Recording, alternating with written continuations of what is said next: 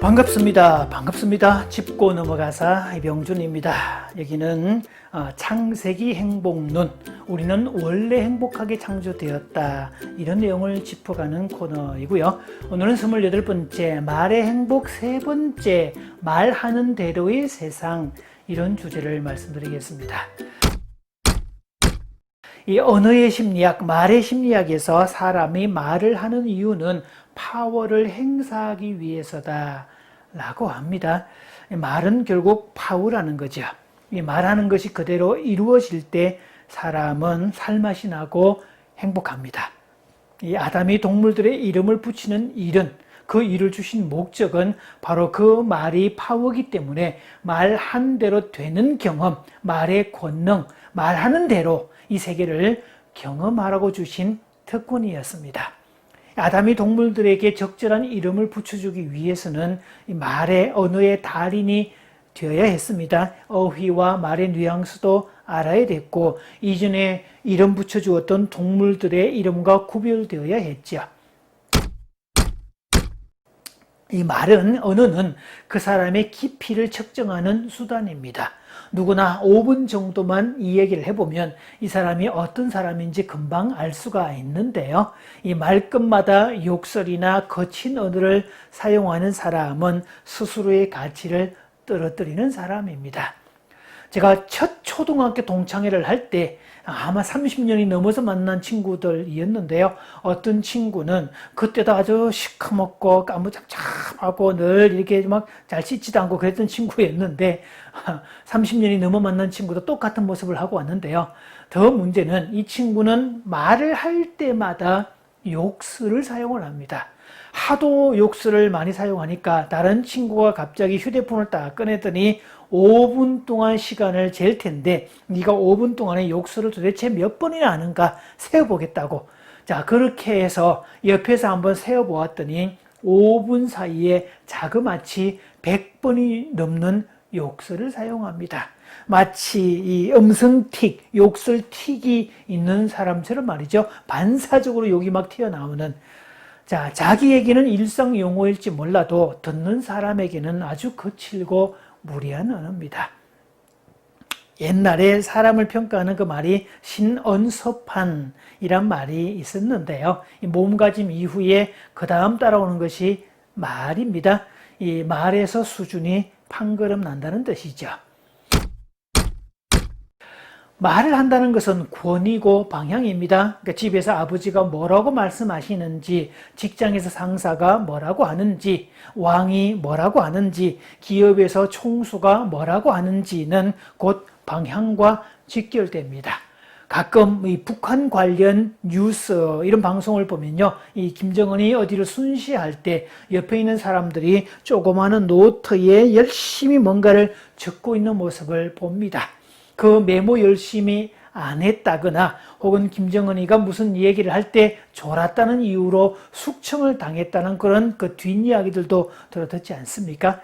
그래서 그 사람이 하는 말은 다 충성이고 절대 권력의 상징이고 한마디도 놓치지 않겠다라고 적는 것은 충성의 표시가 되겠죠. 회사의 CEO에게도 이렇게 말에 절대적인 권위를 부여하는데요. 이것은 올바른 결정을 내리기 위해서입니다. 인적자원관리 용어 사전에는 CEO를 Chief Executive Officer라고 해서 경영 이념 및 인사정책의 기본 방침에 따라 유능한 사람을 기업의 사원으로 확보하고 능력을 개발하며 기업 내의 경영 질서의 유지, 활용시켜 나가는 인사관리의 최고 책임자라고 할 수 있다. 이렇게 말을 하고 있습니다. 결국 CEO란 말하는 자고 책임지는 존재다. 그리고 그 말이 그대로 실현되게 만드는 존재라는 뜻이죠. 그래서 CEO는 오랜 경험과 지식, 지혜와 통찰을 통해서 만들어지는 존재지 하루아침에 만들어지는 인재가 아닙니다. 그래서 CEO는 말의 탁월한 능력도 중요하지만 그보다는 말보다 더 중요한 덕으로 사람을 끌어오는 능력이 중요하죠.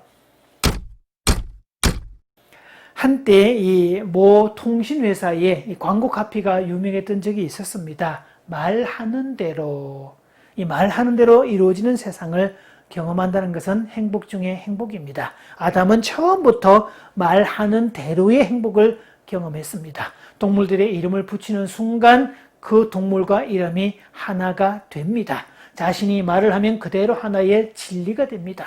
자신이 붙여준 동물들의 이름에 대해서 하나님도 가타부타 말씀하지 않습니다. 전권이 부여가 됩니다. 하나님이 아담이 코끼리라고 이름 붙이면 하나님도 코끼리라고 따라 부르셨지. 야 이놈아 그 코끼리라고 부르지 마라. 촌스럽게 걔 코알라라고 불러라. 이런 식으로 말씀하지 않았습니다. 아담의 권위가 하나님마저도 따르는 도식을 보여줌으로써 아담이 얼마나 말에 큰 권세를 가졌는지를 보여주고 있습니다. 그래서 인간은 처음부터 말하는 대로 이루어지는 세계를 살도록 설계되었습니다.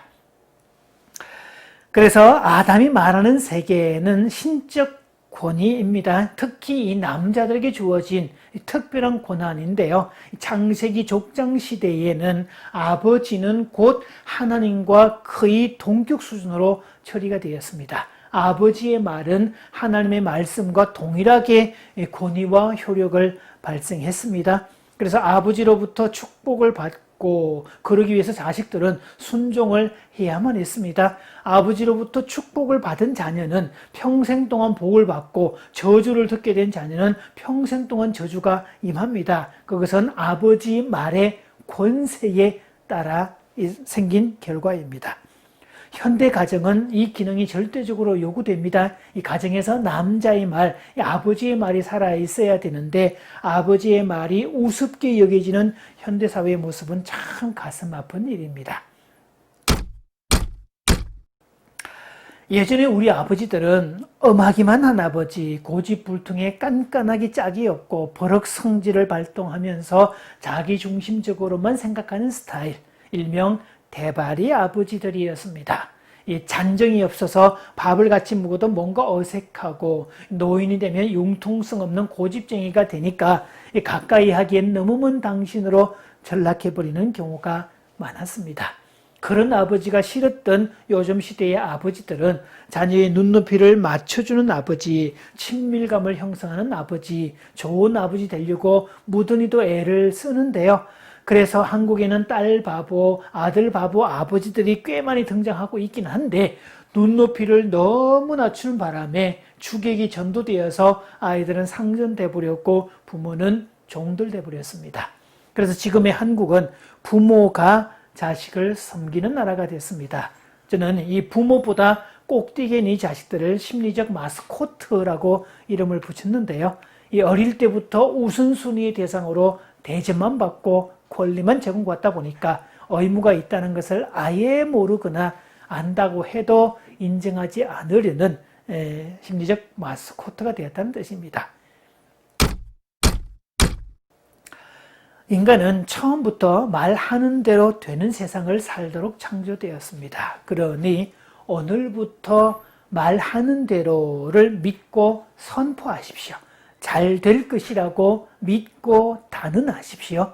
더러 질병이나 가난 같은 비인격적인 요소들에 대해서도 선포하면 질병이 떠나가고 가난이 물러가는 일이 생깁니다. 좋은 말, 긍정적인 말, 소망은 담은 말을 하면 그대로 이루어집니다. 이 아브라함에게도 그런 복을 주셨죠. 네가 복을 빌면 내가 복을 줄 것이고 네가 저주하면 내가 저주를 내릴 것이다. 말의 권세에 관한 이야기입니다. 그러니 성공하고 싶다면, 행복하게 살고 싶다면 말부터 바꿔야 됩니다. 부정적인 말을 하는 사람의 행복지수가 높을 리가 없고 감사지수가 높은 사람이 불행하게 살 이유가 없습니다. 오늘은 말의 행복 세 번째, 말하는 대로의 행복에 대해서 말씀을 드렸고요. 자, 다음 시간에도 말하는 대로의 행복에 대해서 계속 이어가겠습니다.